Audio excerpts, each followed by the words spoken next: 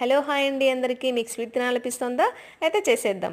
ముందుగా పాన్ పెట్టుకొని అందులో 3 స్పూన్ల నెయ్యి వేసి 1 కప్పు బొంబాయి రవ్వ వేసి బాగా వేయించి పక్కన పెట్టుకోవాలి.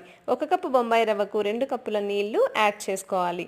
ఇలా నీళ్లు యాడ్ చేసిన తర్వాత బాగా మరిగించుకోవాలి. ఇలా మరిగిన తర్వాత కొద్దిగా ఫుడ్ కలర్ యాడ్ చేసి అది బాగా మిక్స్ చేసుకోవాలి. ముందుగా మనం వేయించి పెట్టుకున్న బొంబాయి రవ్వను యాడ్ చేసి బాగా మిక్స్ చేసుకొని దగ్గర పడే వరకు బాయిల్ చేసుకోవాలి. ఇలా బాయిల్ అయిన తర్వాత 1.5 కప్పు షుగర్ వేసుకోవాలి. ఇలా షుగర్ కూడా బాగా కరిగిన తర్వాత ఒక 1/2 కప్పు నెయ్యి వేసుకొని బాగా కలుపుకోవాలి. తర్వాత మనం కొద్దిగా నెయ్యి వేసుకొని జీడిపప్పు కిస్మిస్ వేయించి పక్కన పెట్టుకుందాం.